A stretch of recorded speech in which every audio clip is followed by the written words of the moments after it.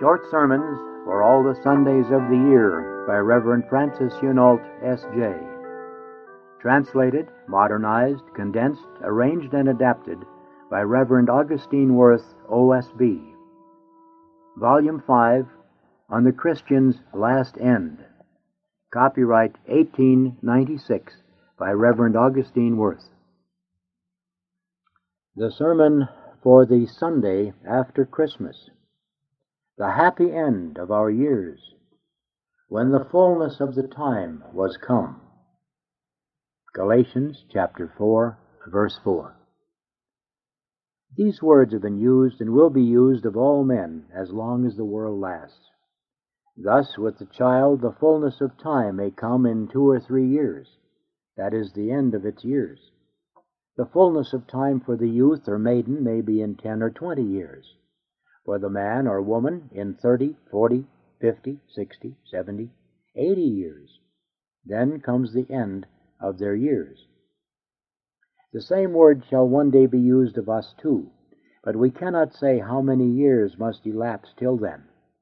Happy shall we be if the end of our years is a happy one.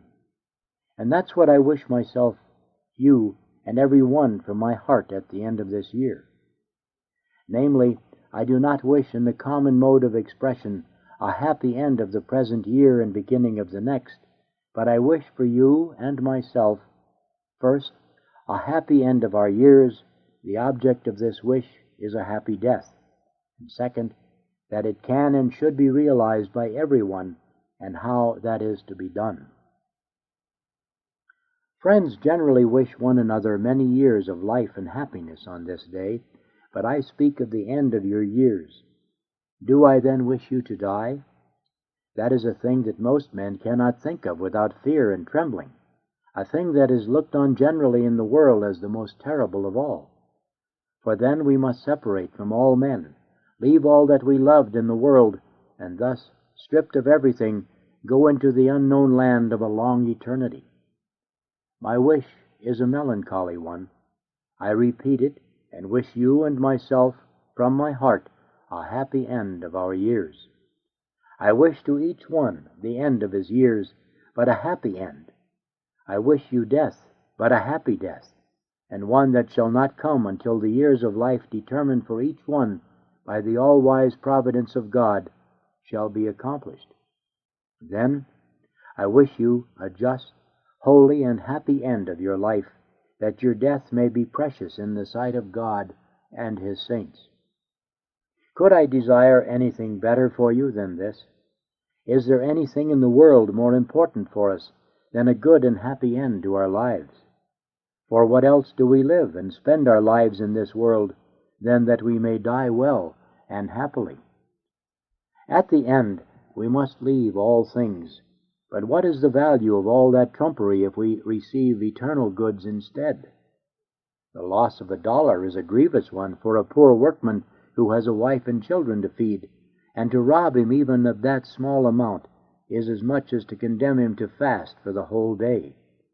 Yet, if the good man was sure of gaining $100 for the $1, would he much regret the loss of it, or be very unwilling to pardon the thief who stole it from him? No, indeed, he would be only too glad to suffer such a loss every day on similar conditions.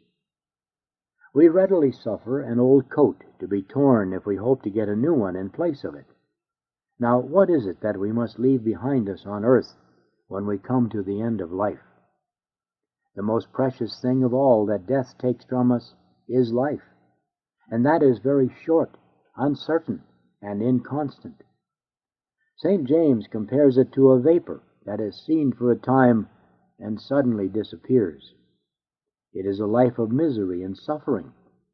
Man born of a woman, living for a short time, is filled with many miseries. What else is taken from us by death? He who dies has been either a poor or a rich man. If he's been poor, he leaves nothing he need trouble about. He who has nothing can lose nothing. Has he been rich? Then, though his wealth was enormous, and like Solomon, he had all the pleasures of the world, he has to bid goodbye to everything. But what is that to him if he's lived piously and has a happy end?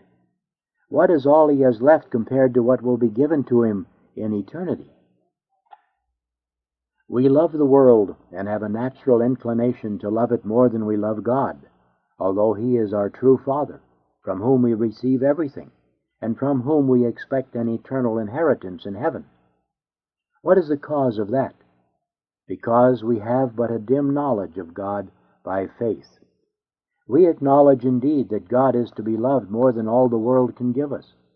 We show this, too, in reality when we serve God and keep His commandments, and profess that we are willing to lose all rather than offend Him grievously, because we have been taught this from our youth upwards and have heard it so often. Yet, as far as the natural inclination is concerned, we fear and shudder at the idea of being separated from the world and its goods, no matter how worthless they are, and of going to our Father in heaven. But when the eyes of the mind are properly opened for the first time at the end of life, then we shall see and know how wretched and miserable life is in this world. And he who dies a happy death will then be able to say with joy, "Oh, how vile the things I leave behind me, and how precious the treasures I am about to receive in exchange for them from the faithful God whom I have served. My money and all my possessions I willingly leave to those who are to come after me. I have brought nothing into the world, I shall take nothing out of it. But oh, what happiness! In a short time I shall hear the joyful invitation of the Lord, 'Well done, good and faithful servant. Because thou hast been faithful over a few things, I will place thee over many things. Enter thou into the joy of thy Lord.' I leave what I have hitherto loved, parents, children, friends, and relations. I have seen them for the last time in this mortal life. But after all, that's no great hardship.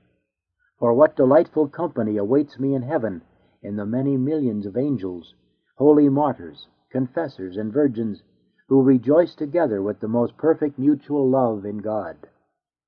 I shall see Mary, the most pure virgin, my dearest mother, whom I have so longed to behold. Nay, I shall rejoice forever in the most intimate friendship of infinite beauty, God Himself. I shall no longer see the light of the sun with my bodily eyes, nor have sensible experience of how my descendants shall fare on earth after my death. But everything that occurs in heaven and on earth I shall know and understand incomparably better by the beatific vision of God. My body, that has hitherto served my soul as a sort of a garment and is torn by death, and the life that I have tried so hard to preserve by minding my health, these shall be taken from me. But neither is that a great hardship. For my soul shall be clad with the shining robe of glory, and will live forever without fear of illness or fatigue. Farewell, then, O world, with all your fripperies. I leave you with joy. Go forth, my soul, from this emaciated, miserable body. Leave it to the earth to be eaten by worms in the grave. The time shall come in which this very body shall rise up out of the dust in the general judgment, to be again united to thee, and to share forever in thy eternal joys. Goodbye to everything on earth. My banishment is at an end. The business of my life happily accomplished, I am going to the land of joys, where it shall be always well with me. See the end of your years that I wish each and every one of you from my heart. Such an end we can all have if we only strive for it earnestly, no matter what our state or condition. That we may all do this is the wish I shall briefly express. I say to you, married people, parents, fathers and mothers, pay attention to these words of St. Augustine. Know and understand that you are not Christians to think of this world alone, but to have your thoughts always fixed on the next life. Your sole care should not be as to how you can live and bring up your children and clothe and feed them according to your station, but you are Christians especially that you may prepare for the next life.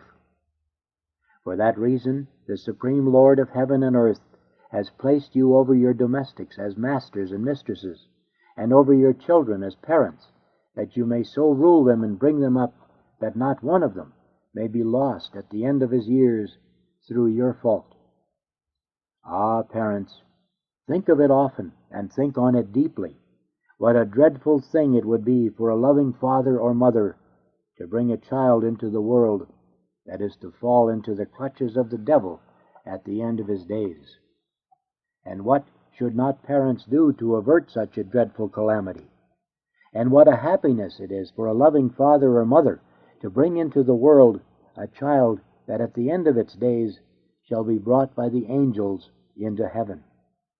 What should not parents do to secure such happiness for their children?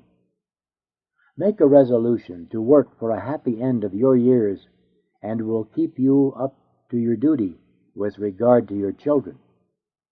Let the husband then often say to his wife, and parents to their children, "Dear wife, we are now living together, but we know not for how long. The time shall come when we shall have to separate. One of us must go first, and the other follow." But, wife, what a terrible thing it would be for us to be separated at the end of our years forever, for one to be in heaven and the other in hell. Children, if I have a happy end and you an unhappy one, what a terrible separation that would be. God has given us the means of living well and respectably. But how will that help us at the end if we do not now make good use of those means? If, on the other hand, we now suffer poverty, what worse shall we be for that at the end, if we only serve God truly in our want? Let us so live together that we may have a happy end and rejoice together forever in heaven. Young men and women, remember thy last end is the advice given each and every one of you. In all your works, in all your days, think of what you would wish your last end to be. That thought will make you careful to avoid the occasions of sin, to keep away from dangerous places and company, to restrain the outward senses, and especially the eyes and ears, that you may do nothing, even in thought or desire, that could make your end unhappy. That thought will remind you to take timely counsel with God regarding your future state in life, and in the choice of that state, on which generally depends the happy or unhappy end of your years, not to be led by the senses or by what seems agreeable to you, but to consider what state is the most likely to make the end of your years happy. In all doubts that occur to you as to whether you should do this or that, or permit it, go to this or that place or company, act or not act according to this or that worldly fashion, in all such circumstances, think of the end of your lives. Ask yourselves, will this company, or conversation, or fashion bring me comfort on my deathbed, or make me more sure of heaven? Or will it, on the other hand, perhaps increase my deathbed anguish?